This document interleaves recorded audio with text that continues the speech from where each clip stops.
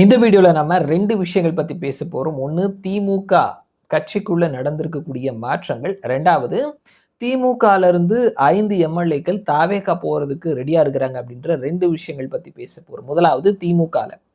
கட்சிக்குள்ள நெறைய மாற்றங்கள் இருக்க போகுதுன்னு சொல்லிட்டு தேர்தல் நடந்து முடிஞ்சதுக்கு அப்புறமா ரொம்ப நாளா செய்திகள்ல வந்துட்டு இருந்தது. அபிஷியலா சொல்லிட்டாங்க. மாவட்ட செயலாளர்களினுடைய எண்ணிக்கையை 78லிருந்து 110ஆ உயர்த்தி இருக்கிறாங்க. அதே மாதிரி வட்டம், கிளை, நகரம், மாநகரம் அப்படின்னு சொல்லிட்டு எல்லா பதவிகளுக்குமே வந்துட்டு வயது வரம்பு நிர்ணயிச்சிருக்கிறாங்க. மாவட்ட செயலாளர்கள் அதிகபட்சமா 70 வயது வரைக்கும் தான் இருக்க முடியும்னு சொல்லியிருக்கிறாங்க. ஒவ்வொரு பதவியிலும் ஒருத்தர் 2 முறை மட்டும் தான் இருக்க முடியும் அப்படின்ற மாதிரி சொல்லியிருக்கிறாங்க. ஸோ இது எல்லாமே கட்சிக்கு புது ரத்தம் பாய்ச்சக்கூடிய வகையில இருக்கும் அப்படின்ற மாதிரி கட்சியினுடைய தலைமை சொல்லியிருந்தாலுமே, கீழ இருக்கக்கூடிய தொண்டர்கள் என்ன சொல்றாங்க? சிலர் வந்துட்டு இத தான் நாங்க தேர்தலுக்கு முன்னாடி இருந்தே சொல்லிட்டு இருந்தோம். நீங்க இப்ப தான் வந்து முடிவெடுத்திருக்கிறீங்க அப்படின்ற மாதிரி சொல்றாங்க. இன்னும் சிலர் என்ன சொல்றாங்க?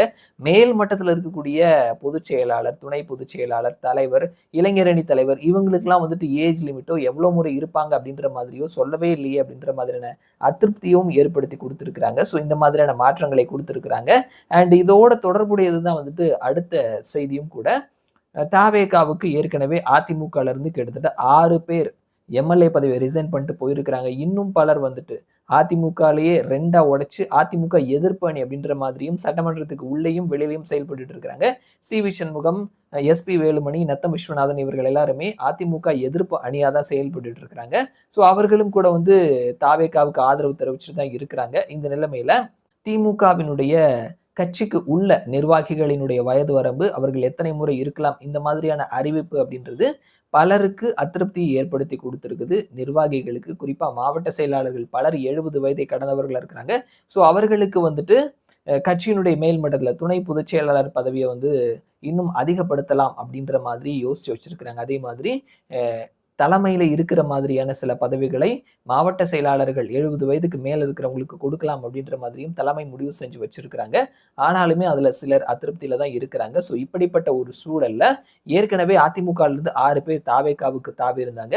இந்த நேரத்துல திமுகவோடவும் தாவேகாவினர் பேசியிருக்கிறாங்க அப்படின்னும் 5 பேர் 5 எம்எல்ஏக்கள் அதுல ஒரு சீனியர் முன்னாள் அமைச்சர் ஒருத்தர் உட்பட 5 பேர் தாவேகாவுக்கு போறதுக்கு ரெடியா இருக்கிறாங்க அப்படின்ற மாதிரியான செய்திகள நாம பார்க்கிறோம்.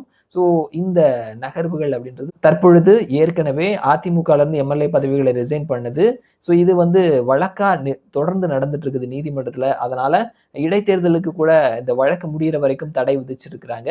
இப்படிப்பட்ட ஒரு சூழல்ல இந்த வழக்கெல்லாம் முடிஞ்சதுக்கு அப்புறமா தான் திமுகல இருந்து வர்றவங்கள சேர்த்துக்குவாங்க அப்படின்ற மாதிரியான செய்திகளையும் சேர்த்தே நம்ம பார்க்கிறோம். ஸோ நம்ம பார்க்கும் பொழுது அதிமுகல இருந்து 6 பேர் வந்திருக்கிறாங்க. இன்னமும் அதிமுகல எதிர்ப்பு அணி அப்படின்னு சொல்லிட்டு ஒரு தரப்பு செயல்பட்டுட்டு இருக்கிறாங்க. திமுகவுக்குள்ள கட்சிக்குள்ள ஏற்பட்ட மாற்றம் இது சிலருக்கு அதிருப்தியை ஏற்படுத்தி குடுத்திருக்குது.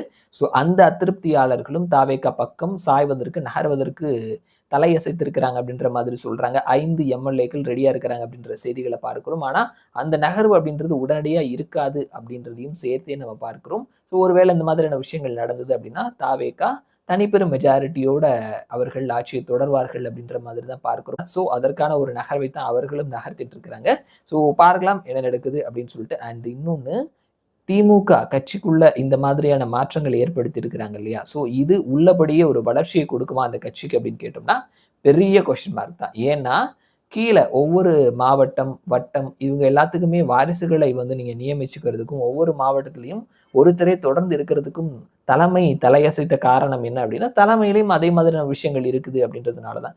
இப்போ கீழ மட்டும் நீங்க மாற்றத்தை ஏற்படுத்திட்டு, தலைமையில மாற்றத்தை ஏற்படுத்த மாட்டோம் அப்படின்னு சொன்னீங்கன்னா, அது சக்சஸ்ஃபுல்லான ஒரு நகர்வா இருக்காது அப்படின்றது தான் நம்முடைய பார்வையா இருக்குது. ஸோ நீங்க கீழ என்ன விஷயங்கள் மாத்துனாலும், பெரிய தவறு மேல இருக்குது. அத மாத்தாம நீங்க கீழ மட்டும் மாத்திட்டு சரியாயிடும் அப்படின்ற மாதிரி நீங்க நினைச்சீங்கன்னா, அது சரியாகிறது கொஞ்சம் கஷ்டம் அப்படின்ற மாதிரி தான் தெரியுது. ஸோ இந்த மாற்றம் திமுகவுக்கு பெரிய லெவல்ல பலன் கொடுக்காது அப்படின்ற மாதிரி தான் நம்முடைய பார்வையா இருக்குது.